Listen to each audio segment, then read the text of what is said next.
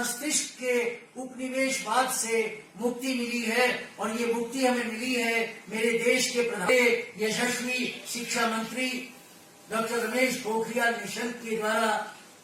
शिक्षा नीति तो थी, लगातार चल रही थी, निकाले थे, जिन्हें ब्रिटिश महारानी ने भारत में ये जान भारत को अगर गुलाम बनाए रखा। लॉर्ड मैकाले का और सभी उपस्थित बहनों, मुझे लगता है कि इस समय पूरे देश और दुनिया से तमाम इस संस्थान के साथ जो लोग जुड़े होंगे तो सभी आज इस बात को लेकर के गौरवान्वित होंगे, हर्षित होंगे कि आज ये संस्थान अपना 75वां स्थापना दिवस मना रहा है। और मैं इस अवसर पर आपके साथ जुड़ करके आपकी इस खुशी में सम्मिलित होकर के आपको बधाई देना चाहता हूँ। मुझे लगता है कि भारतीय उच्च संस्थान का यदि इतिहास देखेंगे तो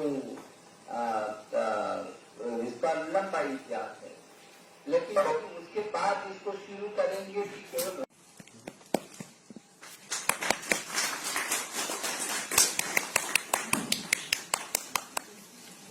दिखाना चाहूँ कि हमने अब वाणी प्रकाशन के साथ एक एग्रीमेंट कर रहे हैं।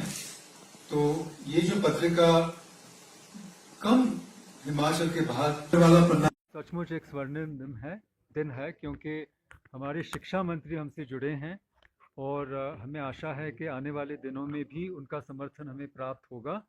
और हमारी कई नई योजनाएं हैं, उसके लिए भी उनकी मदद तो चाहिए ही हमें। जैसे हम एक यहाँ इंडियन सिविलाइजेशन स्टडी सेंटर बनाना चाहते हैं, और उसके लिए ऑलरेडी हमारे पास जो रकम है वो एक जो प्रोजेक्ट हमारा बंद हो चुका है तो उसकी रकम हमारे पास है, और उसके सूद से भी हम ये सेंटर शुरू कर सकते हैं। तो उसके लिए शिक्षा मंत्रालय की अनुमति की आवश्यकता है। हमने प्रोजेक्ट तो भेजा है, लेकिन हम इस राह में सक्रिय होना चाहते हैं। इसके अलावा इंडिया एट 75 जो हमारे पीएम साहब की मुहिम है, उसमें भी हम जुड़ना चाहते हैं, क्योंकि स्वतंत्रता का जो युद्ध हुआ उसमें ये जगह बहुत महत्वपूर्ण रही। यहाँ भी पार्टीशन की बात हुई, रैडक्लिफ लाइन ही खींची गई। इसलिए उपनिवेश से मुक्ति पाने का जो संघर्ष था उसमें इस जगह का बहुत महत्वपूर्ण योगदान रहा है। इसलिए हम उस कार्यक्रम को टुवर्ड्स फ्रीडम कहना चाहते हैं कि जो इंपीरियलिज्म उपनिवेश था वहाँ से जाके हम टुवर्ड्स फ्रीडम यानी स्वतंत्रता की ओर ये 2020 के लिए हम करना चाहते हैं। इसलिए यहाँ का जीर्णोद्धारण होना बहुत ज़रूरी है, तो उसकी भी हमें अनुमति मिल चुकी है। पहली बार 1888 के बाद इसका कॉम्प्रिहेंसिव रेनोवेशन और रिपेयर और रेस्टोरेशन होने जा रहा है, तो उसके बारे में मुझे बहुत प्रसन्नता है। और इंस्टीट्यूट में फेलोज़ ज़्यादा हो, कोविड के बाद रौनक बढ़े, अच्छे अच्छे लोग यहाँ आए, और जो हमारी पॉलिसीज़ हैं भारत सरकार की और यहाँ के हमारे राज्य सरकार की भी, उससे भी हम जुड़ना चाहते हैं कि जो ज्ञान वर्जन करके उसमें हमारा जो योगदान हम कर सकें भारत के लिए, वो हम करना चाहते हैं यहाँ से। Absolutely, this is very important, and actually this is exactly what Dr. Radhakrishnan also wanted.